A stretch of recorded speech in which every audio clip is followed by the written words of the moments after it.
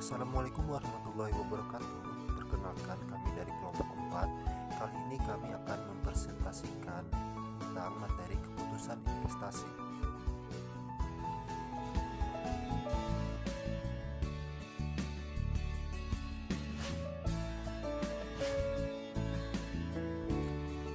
Tugas kelompok 4 keputusan investasi. Kelompok kami terdiri dari yang pertama Hanifah, kedua saya sendiri, yang ketiga Rusmiati, yang keempat ada Muhammad Anggoro Mukhtar, yang kelima ada Eka Fitriani, yang keenam ada Misti Nazmi, dan yang ketujuh ada Husna Kamila. Perkenalkan, nama saya Hanifah. Di sini saya akan menjelaskan mengenai menentukan alternatif keputusan. Jenis investasi yang bisa memberikan opsi alternatif dalam keputusan investasi ada beberapa macam, di antaranya 1. Pergantian aktiva, 2. Perluasan, 3. Investasi yang tidak diukur, dan 4. Investasi yang tidak menghasilkan laba. Dan saya akan menjelaskan sedikit mengenai hal yang saya sebutkan sebelumnya, yaitu 1. Pergantian aktiva, yaitu mengganti aktiva perusahaan yang lama dengan yang baru. Contoh, mesin dan peralatan yang sudah kurang bagus dan harus diganti. Dan yang kedua ada perluasan.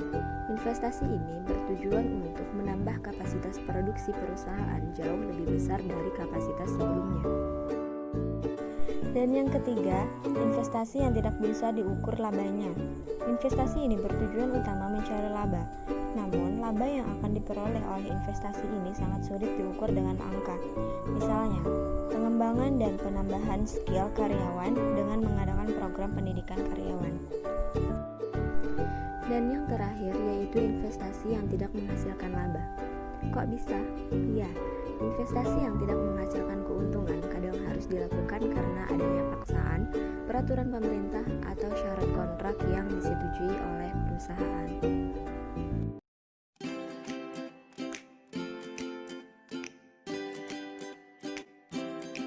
Hai semua, perkenalkan nama saya Arsyadi, saya dari kelompok 4.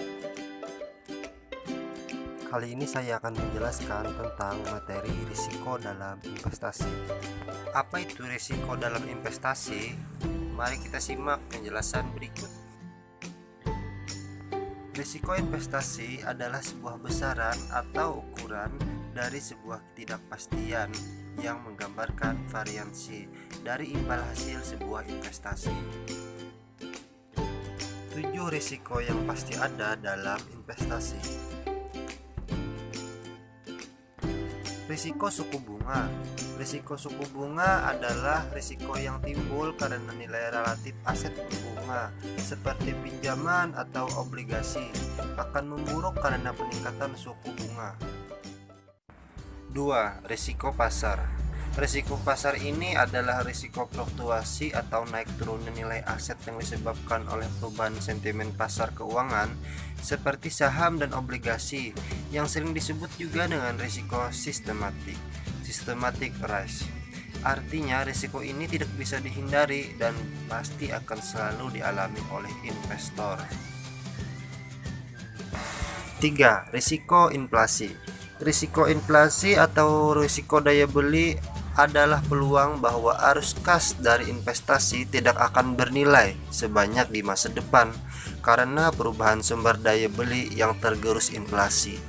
Risiko ini memiliki potensi yang merugikan daya beli masyarakat dikarenakan karena adanya kenaikan rata-rata dari harga konsumsi. 4. Risiko likuiditas. Risiko likuiditas adalah risiko yang muncul akibat kesulitan menyediakan uang tunai dalam jangka waktu tertentu. Hal ini bisa terjadi jika pihak pengutang tidak dapat menjual hartanya karena tidak adanya pihak lain di pasar yang berminat membelinya. 5. Risiko valuta asing atau nilai tukar mata uang. Risiko valuta asing adalah risiko yang disebabkan oleh perubahan kurs valuta asing di pasaran yang tidak sesuai lagi dengan yang diharapkan, terutama pada saat dikonversikan ke mata uang domestik. 6. Risiko negara.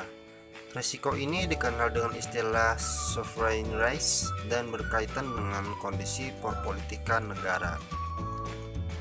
Resiko reinvestasi. Resiko reinvestasi adalah kemungkinan bahwa arus kas investasi akan menghasilkan imbal hasil yang lebih rendah setelah diinvestasikan kembali ke instrumen investasi yang baru.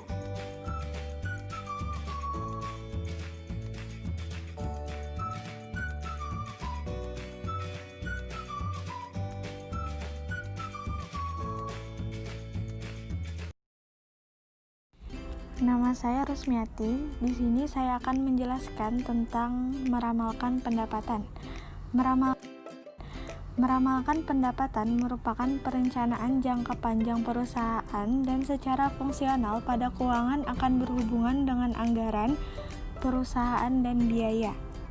Berhubungan seperti perencanaan produk-produk baru, kompensasi bagi karyawan, marketing atas target yang dicapai. Pada bagian produksi akan berhubungan dengan penambahan fasilitas, penambahan bahan baku, kapasitas, dan pengendalian persediaan. Jenis-jenis peramalan pendapatan ada dua jenis, yaitu peramalan jangka panjang dan peramalan jangka pendek. Peramalan jangka panjang akan melibatkan pimpinan perusahaan, sedangkan peramalan jangka pendek akan melibatkan manajemen menengah dan bawah dan bersifat operasional. Namun demikian, peramalan pendapatan menurut ruang lingkup terdiri dari dua hal, yaitu peramalan secara mikro, yaitu peramalan bagaimana kondisi perusahaan dalam 5 tahun yang akan datang, dan peramalan makro, yaitu peramalan bagaimana kondisi perekonomian dalam 5 tahun yang akan datang. Peramalan pendapatan juga dapat didasarkan pada sebuah metode, yaitu pertama, metode kualitatif. Metode kualitatif merupakan metode yang tidak menggunakan ilmu statistik. Yang kedua, metode kuantitatif. Pada peramalan kuantitatif sangat beragam dan dapat dikembangkan dari berbagai disiplin ilmu. Setiap metode teknik yang dipilih memiliki sifat ketepatan, tingkat kesulitan, dan biaya yang perlu dipertimbangkan.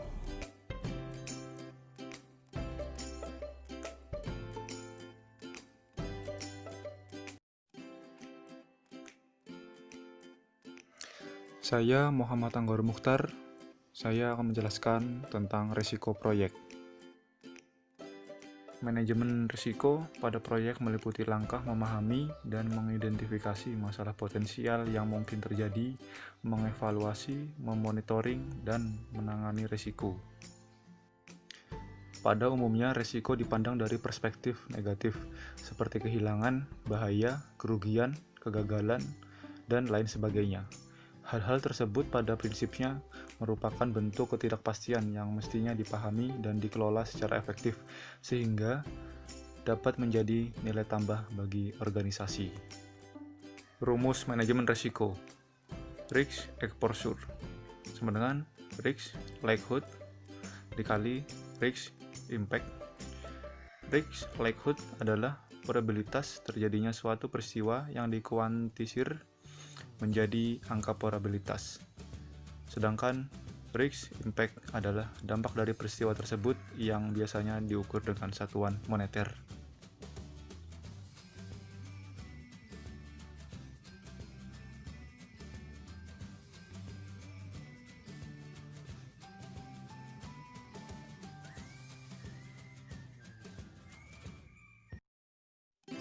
Ya, nama saya Eka Fitriani, jurusan manajemen, ingin menjelaskan materi tentang simulasi Monte Carlo.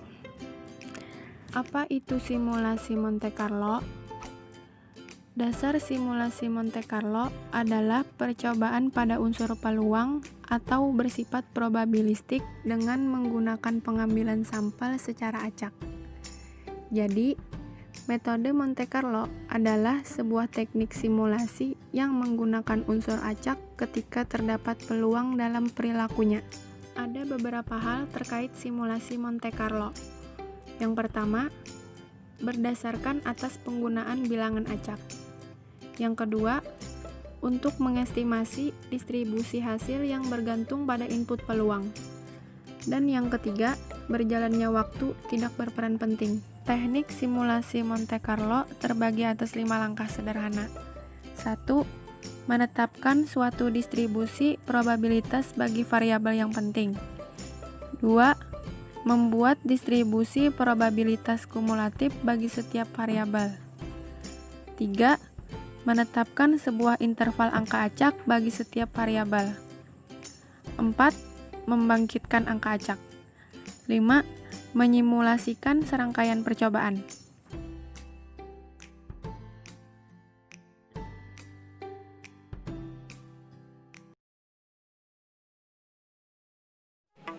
Ketidakpastian arus kas.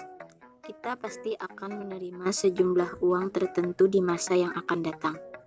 Dan kita mengatakan bahwa penerimaan tersebut mempunyai sifat pasti.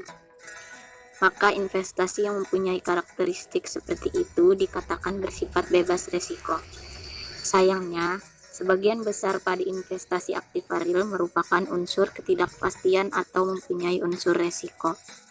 Jika investasi tersebut tidak sama, maka penggunaan indikator tersebut menjadi sulit dilakukan.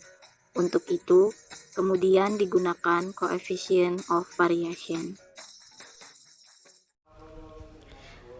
Perkenalkan, nama saya Husna Kamila. Saya ingin menjelaskan materi tentang Net Present Value atau NPV adalah selisih antara nilai sekarang dari arus kas yang masuk dengan nilai sekarang dari arus kas yang keluar pada periode waktu tertentu. NPV biasa digunakan dalam penganggaran modal untuk menganalisis profitabilitas dari sebuah proyek. Untuk menghitungnya, ada rumus NPV yang baku dan bisa kita gunakan. Secara sederhana, NPV adalah perkiraan keuntungan yang didapatkan sebuah usaha di masa depan jika kita menanamkan modal dengan nilai uang pada saat ini. Discounted cash flow atau biasa disingkat DCP adalah salah satu metode untuk menghitung prospek pertumbuhan suatu instrumen investasi dalam beberapa waktu ke depan. Konsep DCP ini didasarkan pada pemikiran bahwa jika Anda menginvestasikan sejumlah dana, maka dana tersebut akan tumbuh sebesar sekian persen atau mungkin sekian kali lipat setelah beberapa waktu tertentu. Disebut discounted cash flow atau arus kas yang terdiskon karena cara menghitungnya adalah dengan mengestimasi arus dana di masa mendatang untuk kemudian di-cut dan menghasilkan nilai dana tersebut pada masa kini.